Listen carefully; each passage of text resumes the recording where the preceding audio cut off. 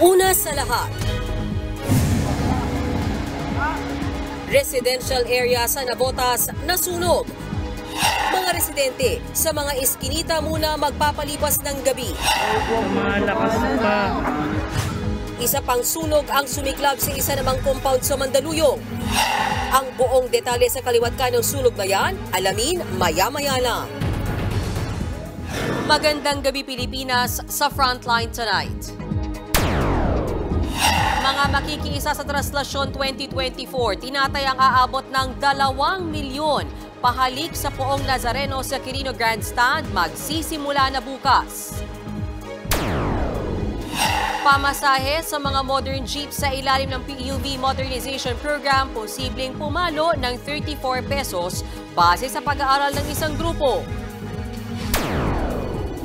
Inflation o antas sa pagtaas ng presyo ng bilihin pumagal sa ikatlong sunod na buwan pero hindi pa rin daw yan ramdam ng mga ordinaryong Pinoy.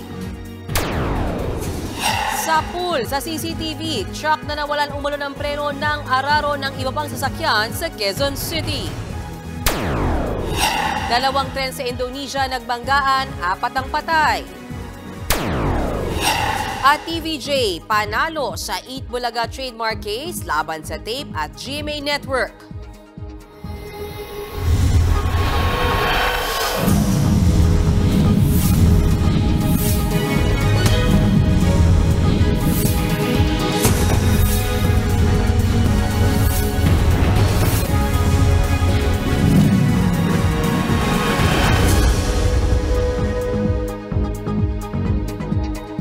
Nasunog ang aabot sa 30 bahay na nasa tabing ilog sa Navotas. Ang mga nasunugan walang naisalbang anumang gamit. Nasa frontline ng balitang yan si Faith Del Mundo. Malakas pa. Nilamon ng malaking apoy ang mga bahay na ito sa Barangay Tansa 1 sa Navotas. Mag-aalas 4 kaninang hapon. Sumiklab ang sunog sa kahabaan ng Silahi Street. Sa tindi ng sunog, nabalot din ng makapal at maitim na usok ang lugar. Dikit-dikit ang mga bahay na nakatayo malapit sa ilog, kaya mabilis na kumalat ang apoy. Nahirapan din ng Bureau of Fire Protection Navotas na apulahin ang apoy dahil sa masikip na lugar. That area really is made of shanties and light materials. Tapos papasok, no? So, dadaan ka sa mga small alleys and all these are filled with, maraming mga families na nakatira. So, yung challenges na kung paano. Ang mga residente, wala nang nagawa kundi lumikas. Kita sa mga larawang ito ang mga bahay na tinupok ng apoy. Ayon sa BFP, nasa 60 pamilya at 30 bahay ang apektado ng sunog. Itinaas pa hanggang sa second alarm ang sunog kung saan 8 fire truck ang kinailangan. Pasado alas 5 na ng hapon o 2 oras ang itinagal nang magdeklara ng fire out ang mga bumbero. Si Jonald, nagbaka sakaling may maisasalba pa siya sa nasunog niyang bahay. Wala pong magagawa. Hindi natin maintindihan kung ano nangyari. Sana po, yung kami po mga lahat na sunugan dito, matulungan po ni Mayor na kahit pa paano po may masilungan po kami ngayon. Si Lolo Cornelio, lilipat na sana sa kagagawa pa lang niyang bahay nang mangyari ang trahedya. Lilipat na sana ngayon para matulugan na. Wala naman po tumagawa. Di bala kung sa isado kong pisa yan. Sa kabutihang palad, walang nasaktan sa sunog. Iniimbestigahan pa ang pinagmulan ng apoy. Sa ngayon, sa mga eskinita ng Muna at sa Barangay Hall, magpapalipas na magdamag ang mga nasunugan. Nagbabalita mula sa Frontline, Faith Del Mundo, News 5. Isa pang sunog ang sumiklab sa isang residential compound sa Barangay Highway Hill sa Mandaluyong. Nasa frontline ng balitang yan si Camille Samonte. Naglalagablab na apoy ang bumalot kanina sa residential compound na ito sa Barangay Highway Hill sa Mandaluyong. Pasado alas 6 ng gabi nang sumiklab ang sunog na mabilis na kumalat sa lugar. Damay rin ang mga poste ng kuryente sa tapat nito na nagputukan tuloy. Pagdating ng mga bombero, hindi sila agad nakaporma dahil sa patuloy na pagputok ng kable ng kuryente. Nang bahagya itong tumigil, saka na sila nagbomba ng tubig. Pero sa laki ng sunog, tumawag na sila ng backup. Sabayang binomba ng tubig ang nasusunog na 2 bahay. Maging ang Philippine Red Cross, rumesponde na rin. Tumagal ng halos 1.5 oras ang sunog bago ito naapula. Nakausap ng News 5 ang isa sa mga residente sa compound. Kwento niya, kaaalis lang daw nila ng bahay nang magsimula ang sunog. Pasok ko, andyan. Tapos, well, thankfully naman yung pamilya ko, hindi naman okay naman. Kahit yung nandun sa dulo, okay naman. Iniimbestigahan na ng Bureau of Fire Protection ang sanhi ng sunog sa compound. May posibilidad po ma'am na sa kuryente nang galing ang sunog. Patay na lang din po ma'am siguro nila yung mga appliances po ma'am nila, hugutin po ma'am nila, yung mga LPG tank, sarap po ma'am nila. Kung sakasakali ma'am na lalabas po ma'am sila. Pero sabi ni Ian, wala naman daw silang naiwang nakasaksak na charger o appliances. Hindi ko matandaan kung I'm sure wala akong iniwang nakabukas or anything. So, wala akong natatandaan na possible na mag-spark ng apoy. Aabot sa higit 6 na milyong piso ang pinsala sa sunog. Hindi pa naman tiyak kung saan titira ang 8 miyembro ng pamilyang nasunugan na walang naisalba sa trahedya. Nagbabalita mula sa Frontline, Camille Samonte, News 5.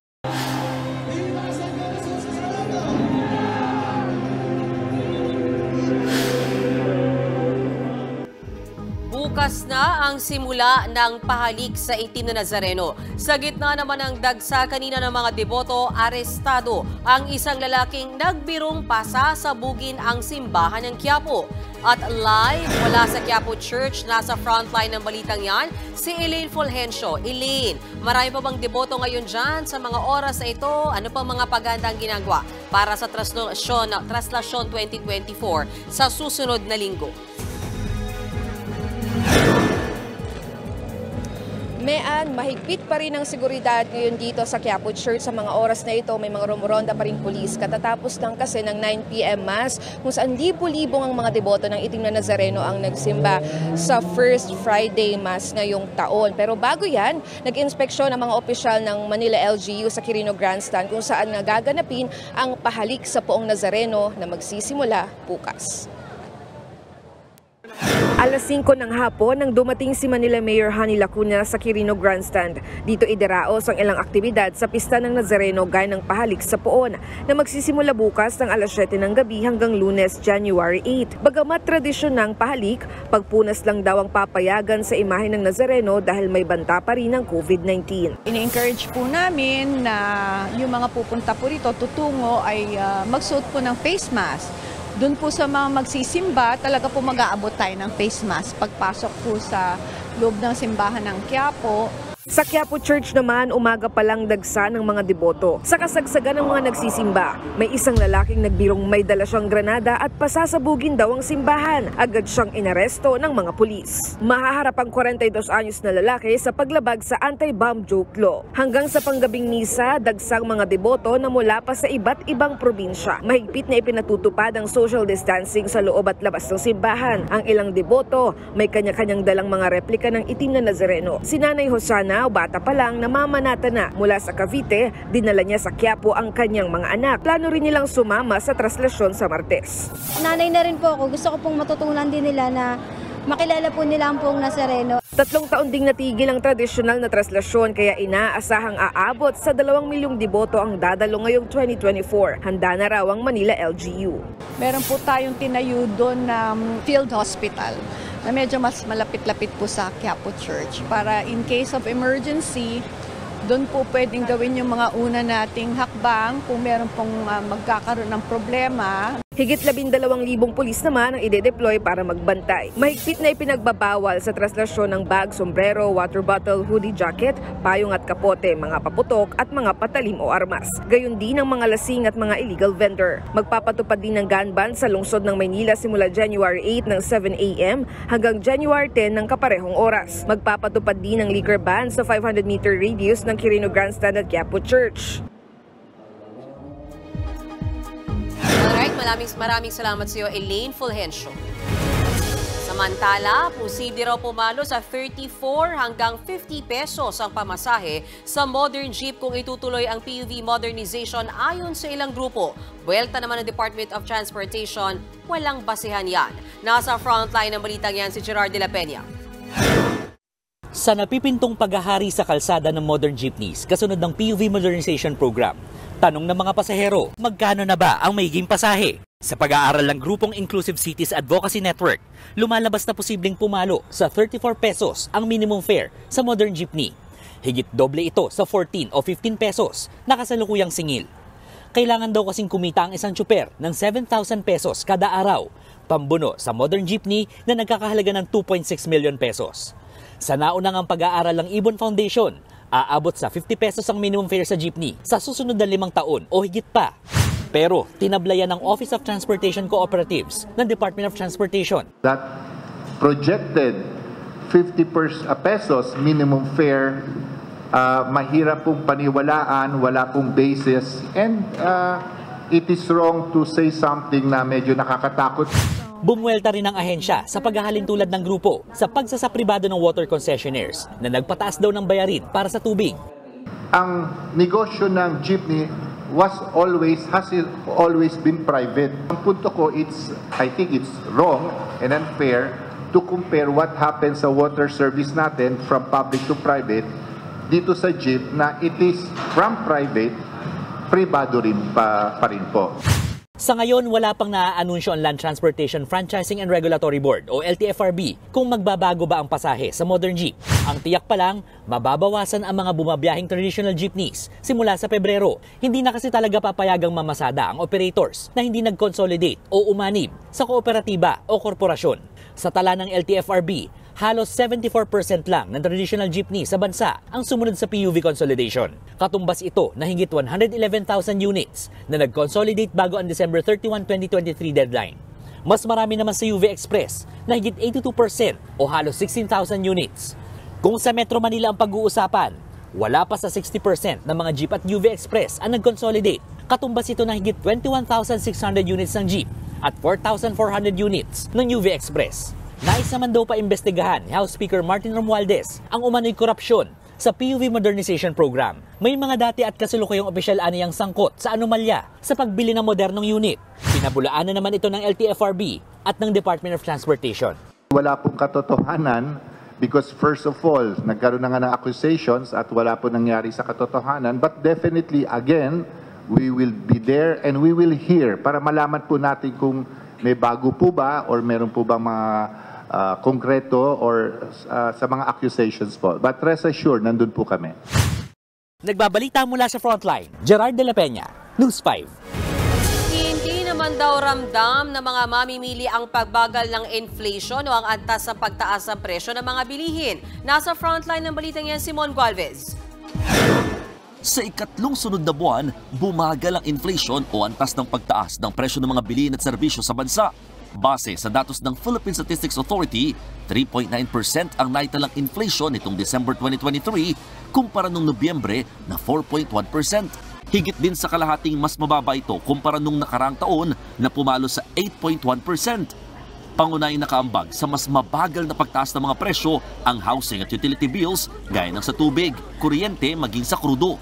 Bumagal na rin daw ang pagtaas ng presyo ng pagkain gaya ng karne, kape, gatas at itlog maging non-alcoholic beverages. Kung may ilang produktong mabagal ang pagtaas, nakitaan naman ng PSA na mabilis ang inflation sa bigas. Halos 2 piso kada kilong iminahal ng bigas mula Nobyembre hanggang noong Disyembre. Mukhang mananatili pa rin daw ang ganitong trend sa presyo ng bigas sa mga unang buwan ng 2024. Kaya para sa mga ordinaryong Pinoy, masakit pa rin sa bulsa ang mga pangunahing bilihin. Gaya na lamang ni Tatay Jeffrey na naabutan naming namamalengke sa Kamuning Public Market sa Quezon City. Ang napamili lamang niya sa 1,000 pisong budget, 5 kilong bigas, 10 pirasong itlog, tig-isang pack ng tosino at hotdog at 1 boteng mantika. Pang 3 araw lang daw ito ng kanilang pamilyang may 6 na miyembro.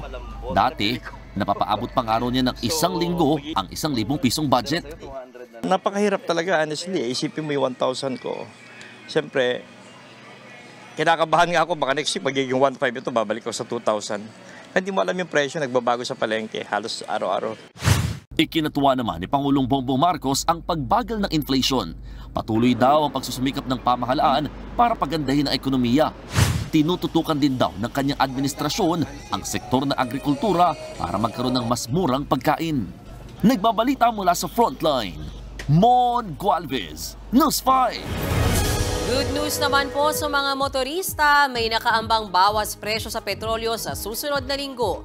Posible mag-rollback ng 20 centavos o di kaya ay walang magiging paggalaw sa presyo ng diesel at gasolina. Sa kerosene naman, posibleng magkaroon ng 5 sentimong rollback o maliit na pagtaas. Ayon sa Department of Energy, ang paggalaw sa presyo ng petrolyo ay dulot ng tensyon sa Red Sea na apektado ang pandaigdigang ekonomiya. Susunod, pag-araro ng truck sa ilang sasakyan sa Quezon City sa pool sa CCTV. Mag-ama sa Mulanay, Quezon, patay matapos pagtatagain. At paggamit ng TIP Incorporated at GMA Network sa trademark na Eat Bulaga, pinatitigil na ng korte. Magbabalik pa ang Frontline tonight.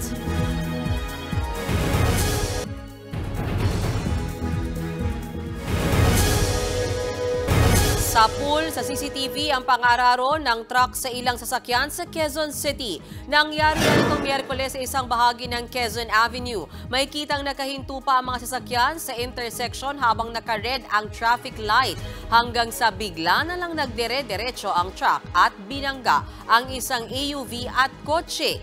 Sa isa pang kuha ng CCTV, makikitang nadamay ang isa pang kotseng tumatawid mula sa kabilang kalsada.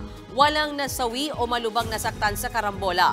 Lumabas sa investigasyon na nawalan ng preno ang truck. Nakipag-areglo na ang may-ari ng truck sa mga nadamay sa aksidente. Muling binuksan ang fire station sa isang Embo barangay na sakop na ngayon ng Taguig. Sa tulong yan ng DILG matapos itong ipasara ng Makati LGU. Nasa frontline ng balitang yan si Camille Samonte. Mismong si Interior Secretary Benhur Abalos ang nagbukas sa nakapadlock na sub-fire station sa West Rembo sa Taguig City kanina. Isinara ito ng Makati LGU matapos lumabas ang penal na desisyon ng Korte Suprema na ilipat ang 10 Embo barangay sa Taguig City. Personal daw na kinausap ni Abalos si Makati Mayor Abby Binay at nagkasundo raw silang muling buksan ang fire station. Makiusap ako na papasukin na ang ating mga bombero. No? Kasi ang ating mga bombero, by the way, ito yung nakapreposition sa 2 lugar.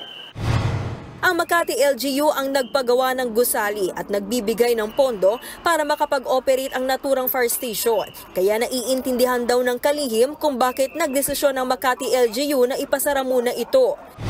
Maraming issues po kasi, no? May mga legal issues like for example, no?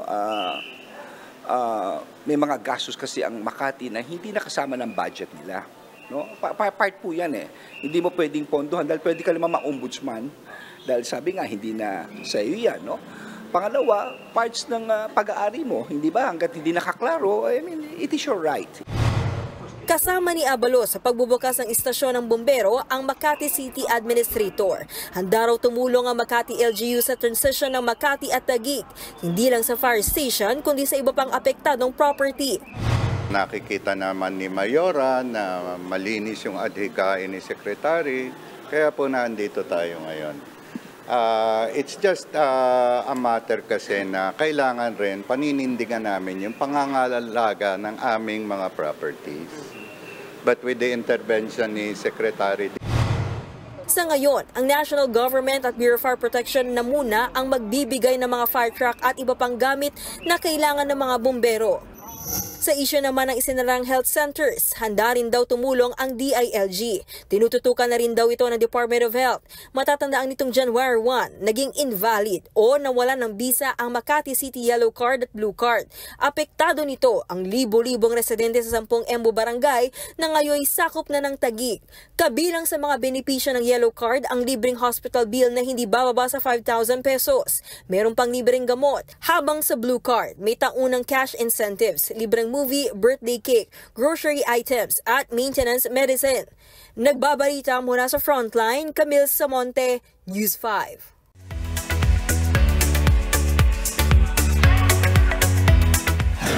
Showbiz Tonight na tayo.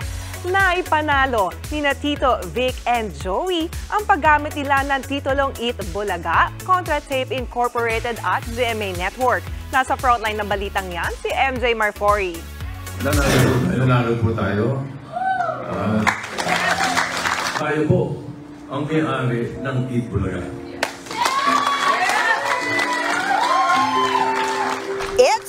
official, sina Tito, Vic and Joey o TVJ, ang tunay na may-ari ng Eat Bulaga.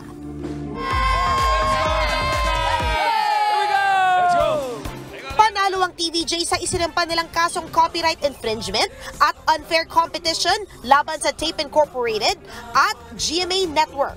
Base ito sa naging desisyon ngayong araw ng Marikina Regional Trial Court. Ibig sabihin, hindi na pwedeng gamitin ng Tape Incorporated at GMA ang titulong Eat Bulaga at EB sa anumang bahagi ng show na nilikha ng TVJ. Sa panayam ng 1PH sa Legal Counsel ng TVJ na si Attorney Buko de la Cruz, ibig lang sabihin nito, pwede nang gamitin ng TVJ agad-agad ang Eat Bulaga. Anumang portion nito, kanta, jingle, segments ng mga nilikha ng TVJ. Dahil sabi ng korte, ang lumikha nito ay ang TVJ at ang karapatan para sa paggamit nito ay na kay TVJ lamang. Kailangan ding magbayad ng danyos ng tape na aabot sa 3 milyong piso. Bukod dyan, ibinasura na rin ng Marikina RTC ang mga counterclaim ng tape at GMA dahil sa kakulangan ng merit o legal na basihan. Masaya at emosyonal itong inanunsyo ng TVJ kanina sa kanilang Facebook Live. Itong dahil pinatigan po ng korte yung ating sinasabi na tayo po ang may-ari ng Eat Bulaga. Maraming salamat sa inyong pagtangkiling. Maraming salamat sa pagdasal. Thank you. Joey. Ating talaga ang Eat Bulaga. Napakanta pa ang TVJ ng theme song ng Eat Bulaga kasama ang kanilang production team.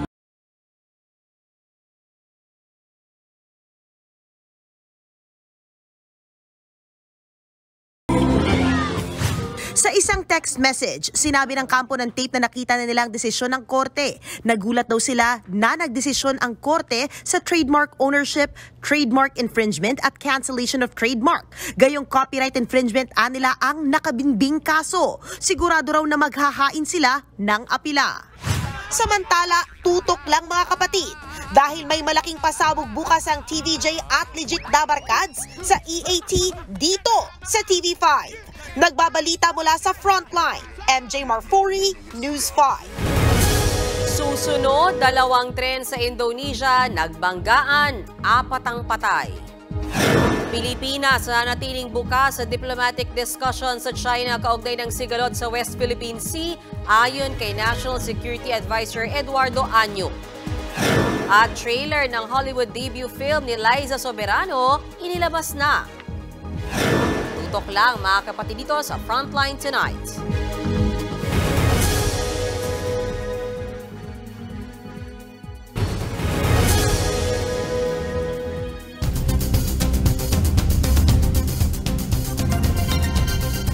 Patay ang isang grade 6 student sa isang panibagong insidente ng mass shooting sa Amerika, habang 4 naman ang nasawi sa banggaan ng 2 tren sa Indonesia. Yan at iba pa sa Frontline News Abroad. Parang pinitpit na lata ang mga bagon ng 2 tren ito matapos magbanggaan sa probinsya ng West Java sa Indonesia pasado alas 5 kaninang umaga. Sa paligid nito, makikita mga pasaherong stranded sa palayan. Umakyat na sa 4 ang patay sa trahedya. Lahat sila crew member ng tren. Halos 30 naman ang sugatan. Ligtas naman ang higit 400 pasahero.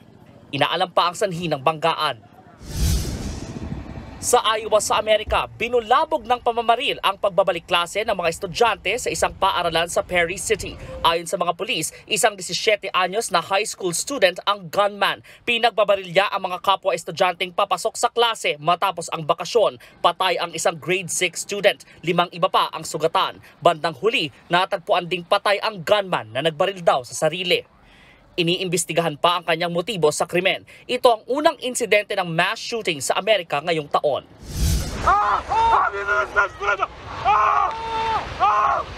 Sa Japan naman, sa pulsa video ang makapigil hiningang landslide sa Wajima City ilang minuto matapos ang magnitude 7.6 na lindol noong January 1. Nilamon ng putik ang mga puno, poste at mga bahay.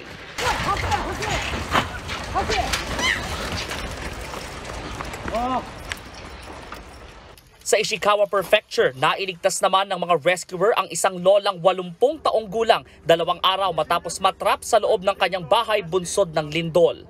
Pinagtulungan siyang iahon sa bubong saka dinala sa ospital. Sa huling datos ng mga otoridad, umakyat na sa 74 ang patay sa lindol, higit 200 pa ang nawawala.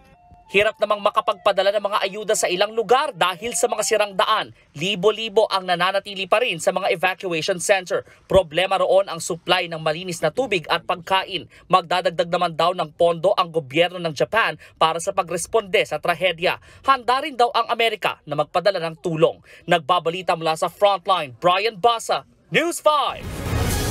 Nananatiling bukas ang Pilipinas sa diplomatic discussion sa China. Sinabi yan ni National Security Advisor Eduardo Año, kasunod ng pahayag ng China na irresponsable at mapanghamon ang joint patrol ng Pilipinas at Amerika sa West Philippine Sea. Naniniwala rin daw ang Pilipinas sa pamamagitan ng mapayapang dialogo at pagsunod sa international law, magkakaroon ng maayos sa resolusyon ang tensyon sa rehiyon.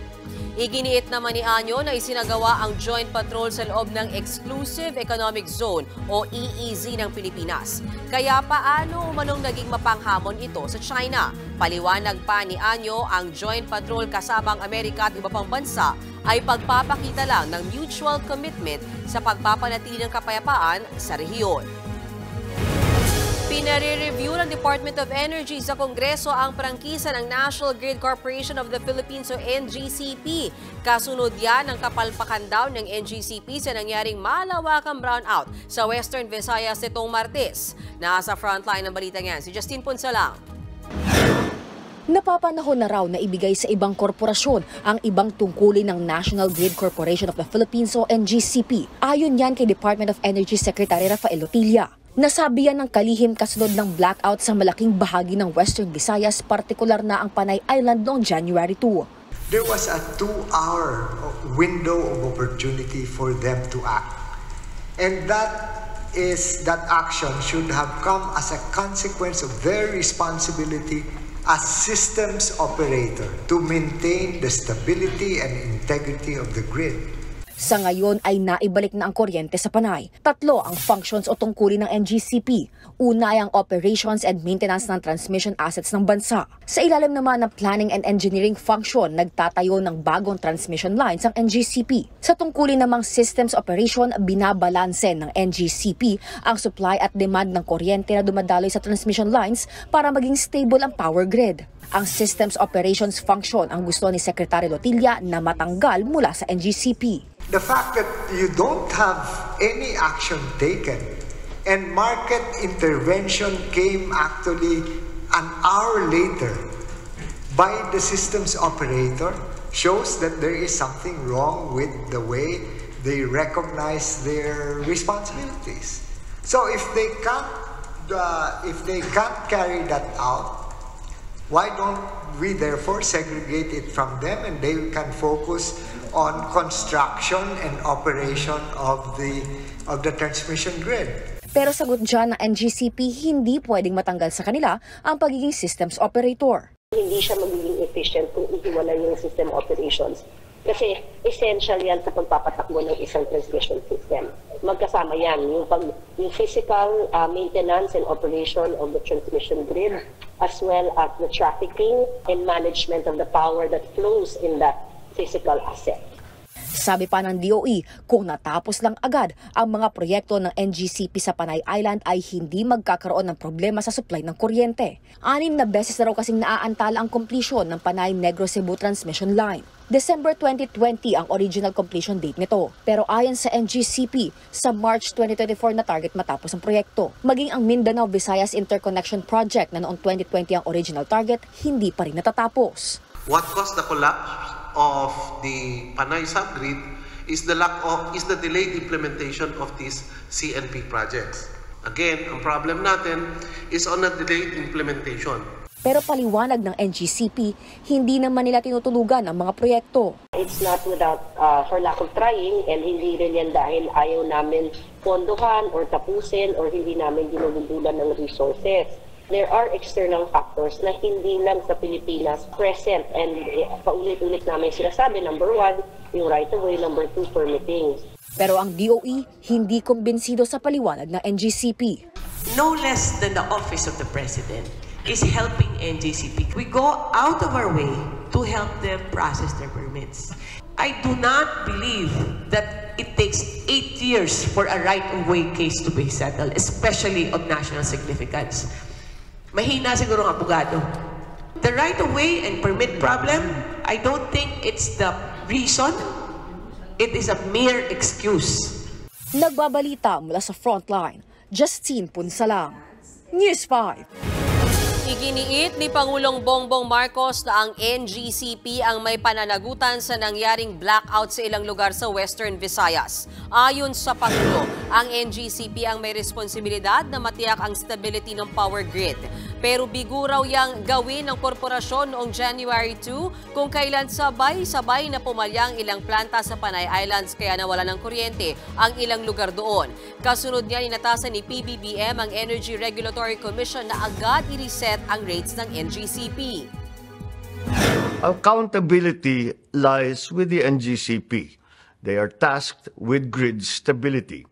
Stability involves proactive responses to breakdowns and unexpected events, a duty that NGCP unfortunately has not fulfilled adequately. Abangan ang Mala-Winter Wonderland na Ice and Snow Festival sa China.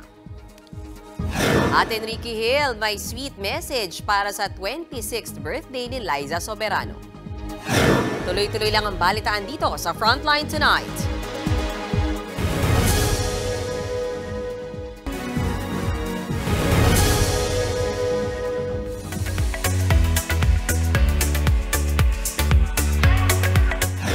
Liz Ken is back! May sweet message si Enrique Hill sa 26th birthday ng actress na si Liza Soberano. Sa Instagram story ni Enrique, nag-post siya ng picture nila ni Liza. Ang caption niya, thankful at forever grateful daw si Enrique sa actress. Say pa ni Enrique, I'll always have your back no matter what, quote unquote. Nag-trending ang IG story na to ni Enrique sa gitna ng breakup rumors nila ni Liza. Pero wala pang comment dyan ang Liz Ken. Pinusuan din ng netizens ang birthday post na ito ni Liza habang kumakain ng icing ng cake. Sa kanyang caption, nagpasalamat ang aktres sa mga nagparamdam sa kanya na espesyal siya. At speaking of Liza, release na ang American horror comedy film na Lisa Frankenstein. Kabilang sa cast na to si Liza. Makakasama niya ang ilang Hollywood stars na sina Catherine Newton, Cole Sprouse at marami pang iba. Sa February 9 na ito ipapalabas sa Amerika. Heto ang isa pang chika. Moving forward na si face-to-face host Carla Estrada sa kanyang career.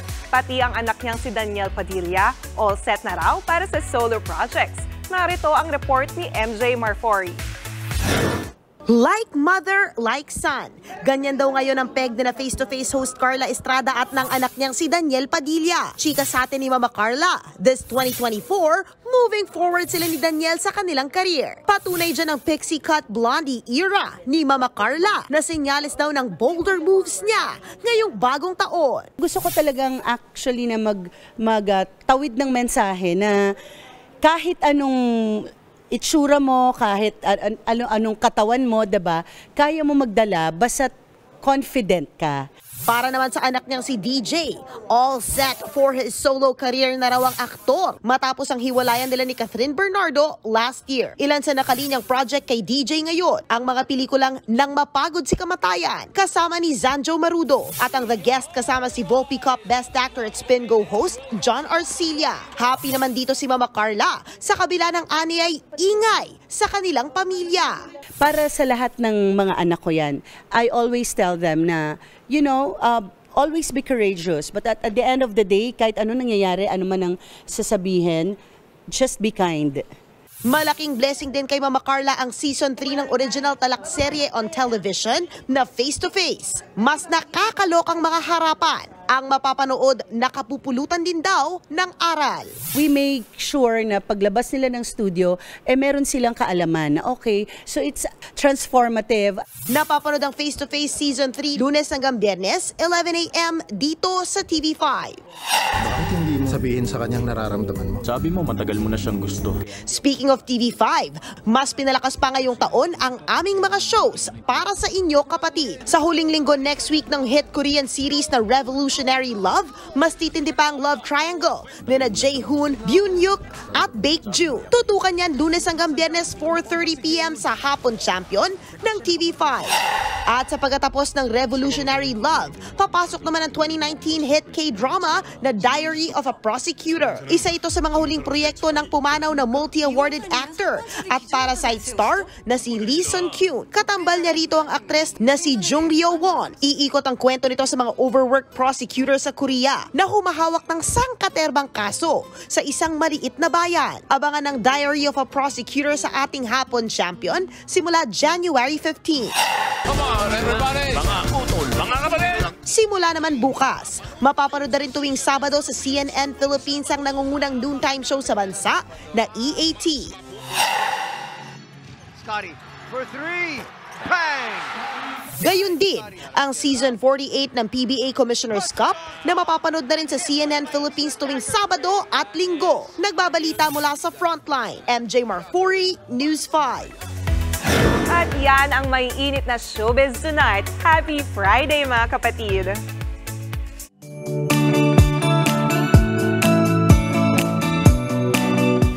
Para naman sa ating pabaong pampa-good night, binuksan na sa China ang pinakamalaking ice and snow theme park sa buong mundo.